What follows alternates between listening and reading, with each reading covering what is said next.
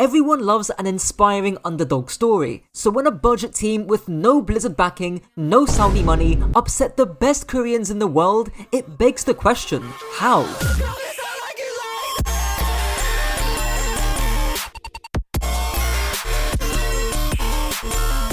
Enter Team Nightmare, just a bunch of white boys who couldn't afford to import some Koreans, unlike the other two American partner teams. Everyone thought Nightmare were gonna flop when they lost to a mediocre Korean team last week, especially considering their opponents, Crazy Raccoons, had never in their history finished below thirds. The desk thought Nightmare were gonna lose 3-0, and so did Twitch chats. But, in the wise words of a very seasoned Overwatch caster, Nightmare pulled off arguably the biggest upset in Overwatch history. They grabbed Crazy Raccoons by the balls, something I'm very familiar with, and had them do the Ashton Hall meme.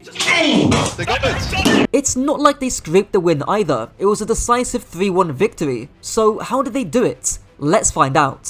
I've distilled the match down into 3 key factors, which I'm gonna call the nightmare. The last factor is especially the most controversial, considering what happened the day after this match. Anyways, the first factor has to be the sheer comp gap by Nightmare. King's Row is probably the most obvious case of this, where Crazy Raccoons are playing a double flex spam comp compared to a slightly more conventional Juno Brig Hazard comp on the side of Nightmare. Now, let's be real, the Crazy Raccoons comp is trash. Shit is worse than that new Dochi song. Firstly, the Pharah Ashe lineup means that you can't hold space safely because neither DPS hero has got an escape cooldown like Genji Dash. This means the Genji on Nightmare's team, Zera, will literally give you nightmares because he's got all the space in the world. This becomes a big issue on King's Row seconds, where Nightmare will look to push from 2 different angles. In this fight, while cover goes through main, Ultraviolet pops the Ray on the left side. Heesang is now stuck between a rock and a hard place, ending up in him dying first. Almost the exact same thing happens in the very next fight, just with cover spiking first down main, allowing Zera to catch Heesang. If Heesang was on Genji, he could've just dashed away from the high ground in both cases. Boosting away as Pharah is just too slow at this level of play. Let's not forget that Juno Zen duo too, which is the second major issue. Zen provides less instant support on off angles compared to Brig because orbs are weaker than packs. Not to mention, the map geometry of King's Row second is so enclosed that Juno Zen have to stack and play distance. This isn't a big issue on super long range maps like Circuit Royale, but just having distance isn't enough to pull off Juno Zen. You also need much more open sightlines where your Zen can take a different angle or actually contribute to the side fights like New Queen Street or Blizzard World Seconds. Things get worse in King's Row, where on Nightmare's defense we enter the Hazard Mirror. The only difference is the Kiriko on Crazy Raccoons against the Juno on Nightmare, and the Juno is just way better. Orbital Ray beats Kitsune Rush, you've got a higher HPS, and you've got the luxury of double speed. Now Kiri does have her strengths. Suzu is still useful to dodge spikes, and TP is great for living, but as we'll see later, Crazy Raccoons don't end up using those strengths. The last big comp gap that we saw was mainly on Route 66, where Nightmare ran the Lucio Kiri backline up against the standard Brig Ana. Lucio Kiri allows people like your Tracer and your Winston to set up their dives a lot quicker. You've also got Suzu against Pulse Bomb, whereas Brig Ana have no counterplay to Pulse. To show that first idea, you can see how the Tracer would be super hard to clear if you were playing Brig Ana. Switch that to a Lucio Kiri and both heroes can access the high ground to flush out the Tracer. As a result, you can see Zera just keep that same high ground, and once he hits that pulse onto lip, it's too late. Unfortunately, Ana does not have a Suzu. Speaking of pulses, that actually leads me onto the second major reason as to why Nightmare won, being their setups and their micro. We've already seen how the comp inherently affects the quality of your setups, and we all know how insane some of the plays from Nightmare actually were. However, Zera connects with the stick! Zera does it again! Now, I could just describe some of the stuff Nightmare did, like how Lethal consistently got first picks, or how Zera just turned into one of those LeBron edits and stuck almost every pulse bomb. But I actually want you to learn something, so how did Zera stick so many pulses, and how can you get more pulse sticks? The first thing to understand is all Pulse Bomb does is reward you for knowing where the enemy player will move. But how do you know where someone's gonna move to? While there isn't a simple answer, there are definitely some factors to help you here. Take Zera's 2-in-1 clutch pulse. Slow it down and notice how he predicts the Sojourn moving forward in front of him. But how? Well, simply put, there's no reason for Lip to not push forward here. If you're Lip, you just got beat from your Lucio and you're 1-up. Of course you'd push forward here because you can. Take this next example. Most of Zera's team are coming back from spawn, so if you're Chorong, you might as well push forward to try and chase out cover. Zera, knowing this, flanks around while Chorong is distracted moving forwards, lining up the pulse to predict and punish his movements. Notice how in both of these examples, Zera was unscouted. In other words, Chorong or Lip didn't know where Zera was coming from because other shit was going on. Had they known Zera was coming onto them, then they would have a reason to not just move forwards. So being unscouted is one factor, but there's more complexity here. Going back to Zera's first pulse, slow it down and you can see that when Lip strafes to the right, Zera predicts that, hitting the pulse. How does Zera know where Lip is moving? Well, in this case, it's safety. If you're Lip and a Tracer duels you on high ground, even without Pulse Bomb, you would try to get off the high ground. Looking at this top down, you can't move forward since that's dangerous, you can't move to the right because of the sign, you can't move backwards because that's open space, meaning your only option is to get off the high ground.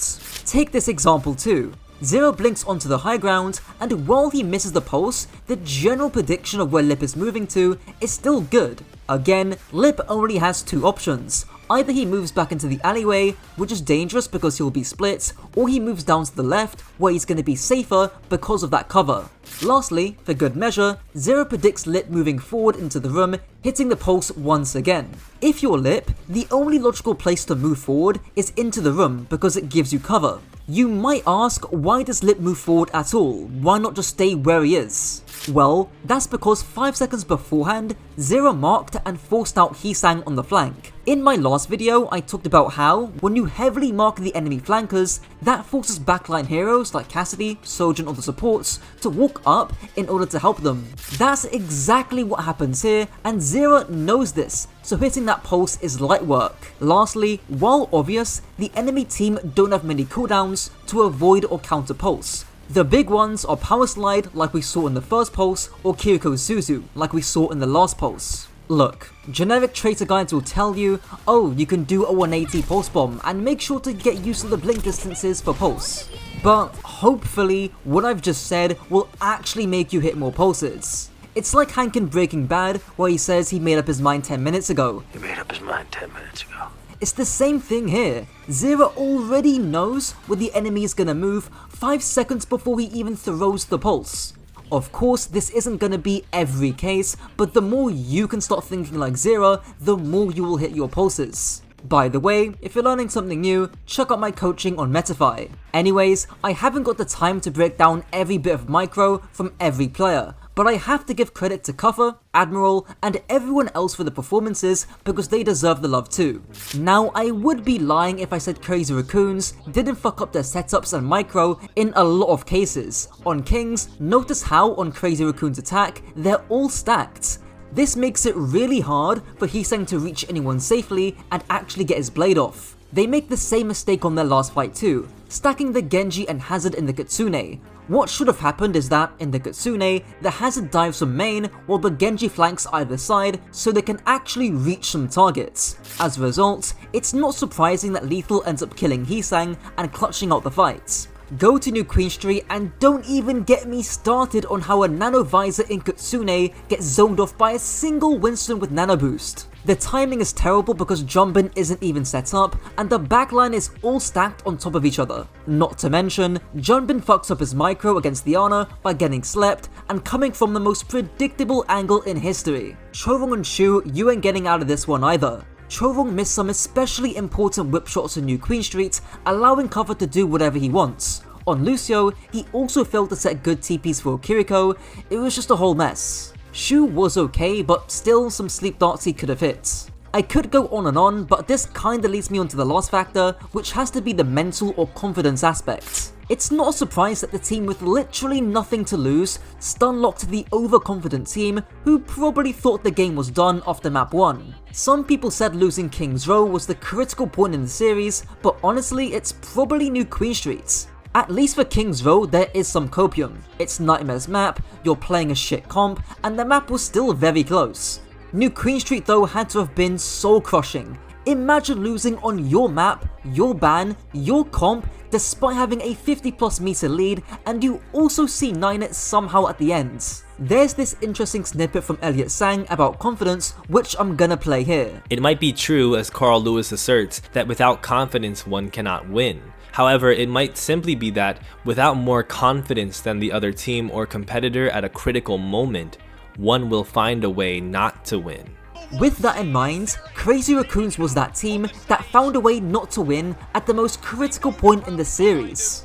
That point becomes even more true when you consider that, in the very next day, Crazy Raccoons 3-0'd Nightmare, and it wasn't close. Now, I haven't got time to dissect everything about the match, but there's this very common narrative that the Nightmare win was a fluke because of how one-sided this match was. I think that's a bit oversimplified.